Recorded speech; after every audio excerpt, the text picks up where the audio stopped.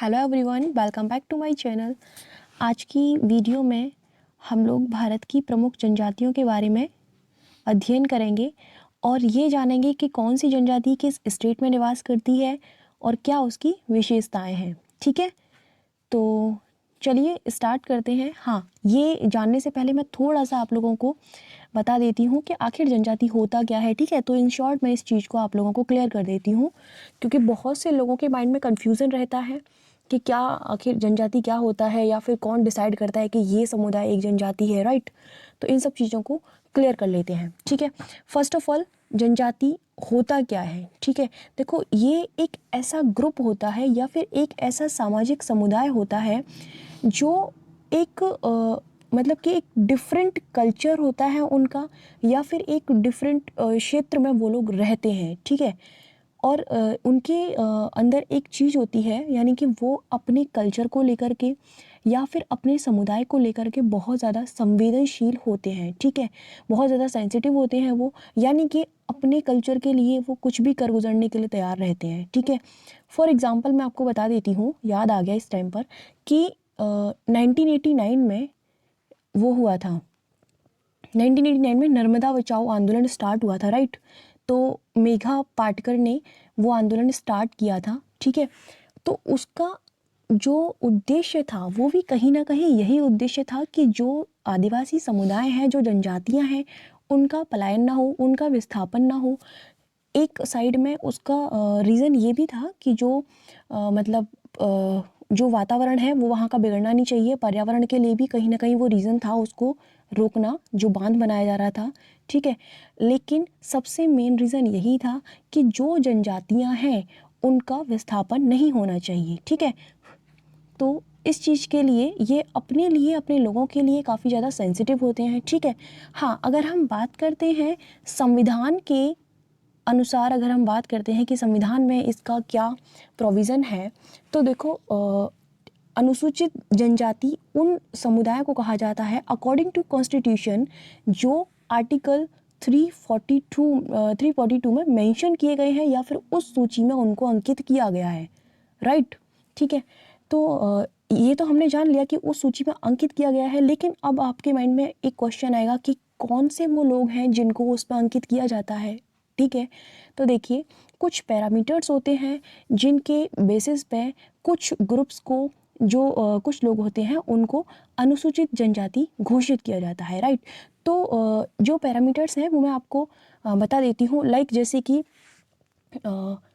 भौगोलिक पिछड़ापन होता है। ठीक है, जियोग्राफिकल बैकवर्डनेस है।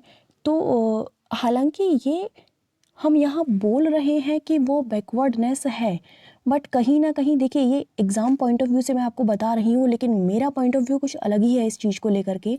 ठीक है, दूसरी चीज़, उनके अंदर एक डिफरेंट उनका कल्चर होता है, जो मैं आपको बता चुकी हूँ। तो अगर किसी समुदाय का डिफरेंट कल्चर है तो उसको भी ये उनका पैरामीटर माना जाता है और उसको उसमें उस समुदाय को अंकित किया जाता है उसमें। ठीक है, दूसरी चीज़, उनका एक ये भी खासियत होती है उस ग्रुप की कि उनका जो नेचर होता है वो हेजिटेटेड होता है काफ़ी ज़्यादा। ठीक है, यानी कि संकुचित स्वभाव होता है उन लोगों का।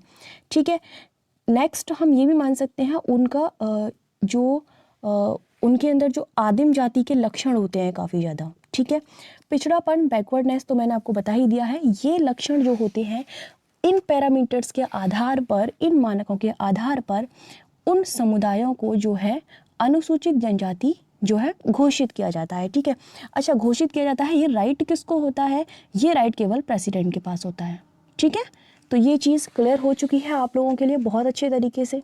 ठीक है, हाँ, मैं अगर यहाँ अपना पॉइंट ऑफ व्यू देती हूँ तो इसमें मेरा ऐसा कोई मानना नहीं है कि वो अलग होते हैं या फिर बहुत ही उनका कोई कल्चर अलग होता है। ठीक है, यहाँ सबका कल्चर अलग है, सबकी संस्कृति कुछ ना कुछ अलग होती है, कुछ ना कुछ डिफरेंट चीज़ें होती हैं, लेकिन उन्हीं लोगों को क्यों हाईलाइट किया जाता है। ठीक है, तो मेरा ऐसा कोई मानना नहीं है कि उनको हाईलाइट किया जाए, या फिर वो डिफरेंट कल्चर से हैं, डिफरेंट जगहों पर रहते हैं, उनका रहना है, वो खुश है।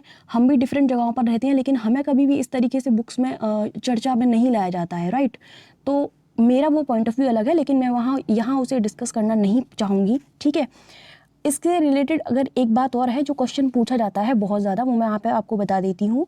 आदिवासियों का मसीहा किसको कहा जाता है? ये क्वेश्चन बहुत बार पूछा जाता है, तो याद रखना ठक्कर बापा को आदिवासियों का मसीहा कहा जाता है। ठीक है, उन्होंने, ये क्वेश्चन भी बनता है कि सबसे पहले आदिवासी या फिर जनजाति शब्द का प्रयोग किसने किया था?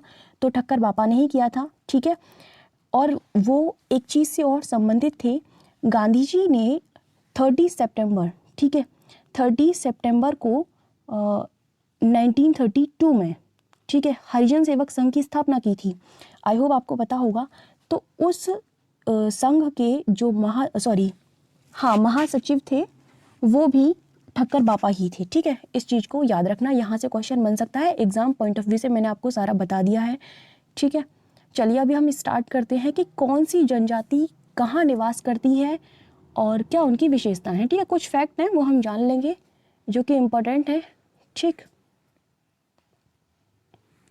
पहला है जम्मू कश्मीर की। देखो लिस्ट उसी तरीके से बनी हुई है जो और टॉपिक लेकर आई थी, एग्जैक्टली वैसे ही लिस्ट है, याद करने में कोई दिक्कत नहीं होने वाली है। जम्मू कश्मीर में गुज्जर एंड चांगपा, ये दो जनजातियां पाई जाती हैं, इंपॉर्टेंट हैं तो याद रखना। ठीक है, चांगपा इंपॉर्टेंट है जो कि अभी चर्चा में ही रही थी कुछ समय पहले। ठीक है, नेक्स्ट है हिमाचल प्रदेश में गद्दी, जद्दा एंड बक्करवाला एंड किन्नौर। ठीक है, ये इंपॉर्टेंट है हिमाचल प्रदेश की, जिसमें से गद्दी एंड बक्करवाला पूछी जाती है। ठीक है, राजस्थान की अगर बात करते हैं तो मीणा, गरसिया, भील, सहरिया। मीणा, भील दोनों पूछी जाती हैं, सहरिया भी याद रखना। ठीक है, नेक्स्ट है मध्य प्रदेश में कोल, भील, लंबाड़ी, बैगा एंड सहरिया, ये आपकी मध्य प्रदेश में पाई जाती हैं।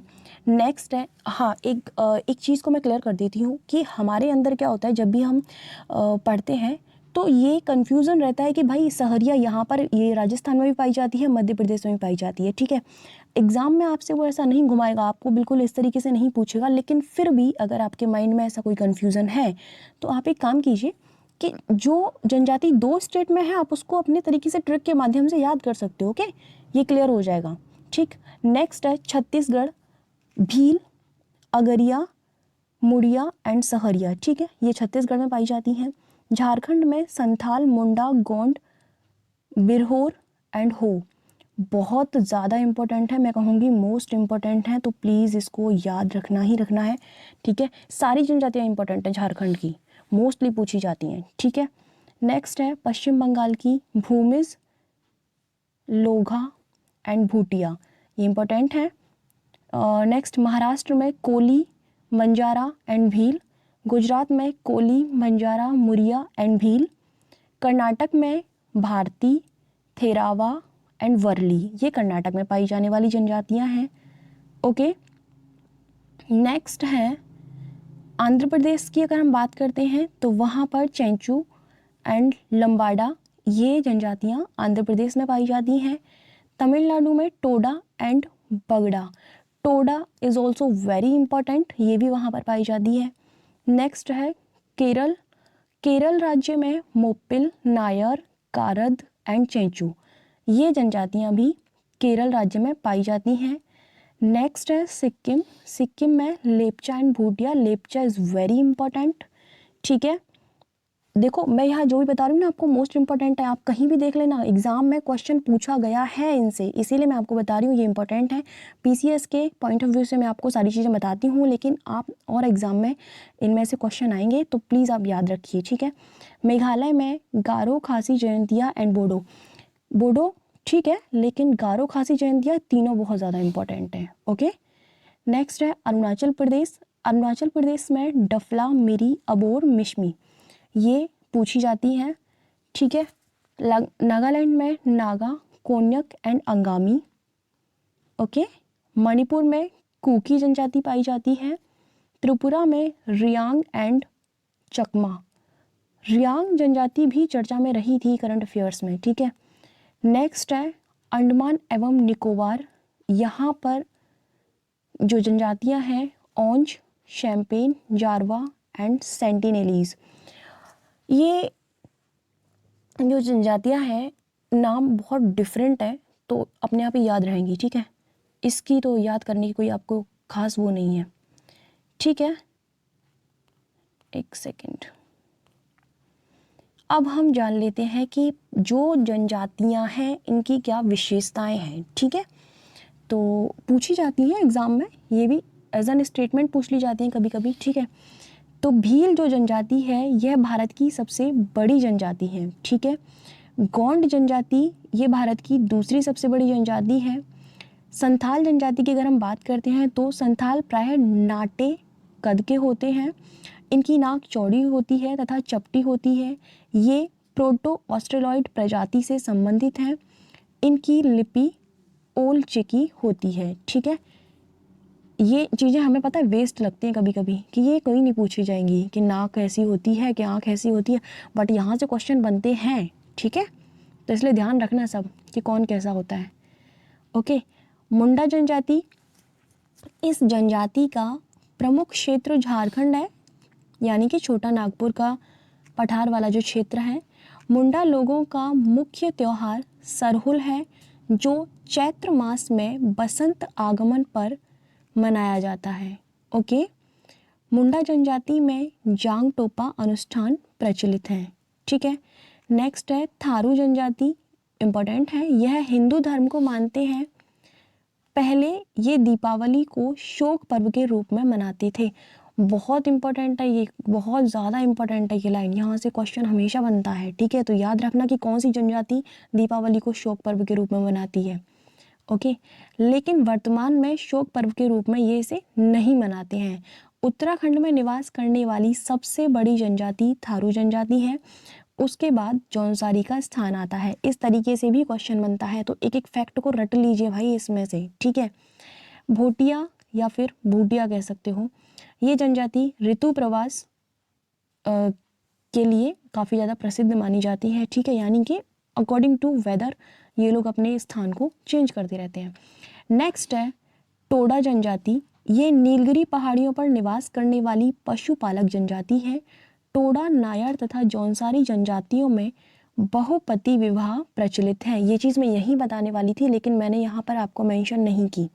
ठीक है, ये जब यहाँ टोडा के बारे में बात हुई थी, लेकिन ये वाली। ठीक है, तो इस चीज़ को याद रखना टोडा जनजाति के बारे में, ये बहुत इंपॉर्टेंट है। नेक्स्ट है जारवा। जारवा जो है ये भारत की सबसे आद्य जनजाति है। नेक्स्ट है हो जनजाति, जो कि झारखंड की है। झारखंड की हो जनजाति वर्षा कराने के लिए आग जलाकर धुआं करती है, ये भी एक इसकी खासियत है। चांगपा जनजाति पश्मीना बकरियों का पालन करती है। नेक्स्ट है बोडो। बोडो जनजाति मेघालय में गारो पहाड़ियों पर रहती है। ठीक है, कोई एक मेघालय की याद की थी आपने चारों, उनको भी याद रखना।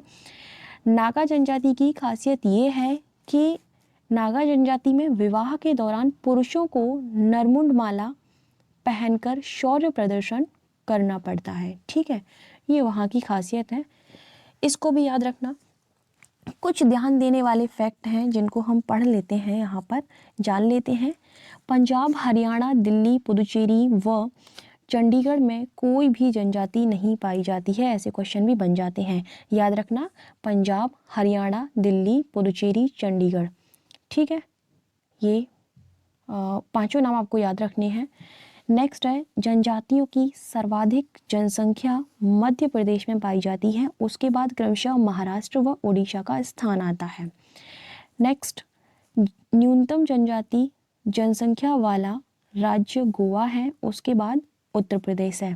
भाई यूपी की बात हो रही है तो आपको ये याद रखना ही पड़ेगा, गोवा है, इसको तो आप ऐसे याद रखोगे, छोटा है तो भाई वहाँ पर नहीं है। ठीक है, जनजातियों की सर्वाधिक प्रतिशत जनसंख्या वाला राज्य मिजोरम है, जहाँ पर 94% जनजातियाँ निवास करती हैं, तथा केंद्र शासित प्रदेश लक्षद्वीप है।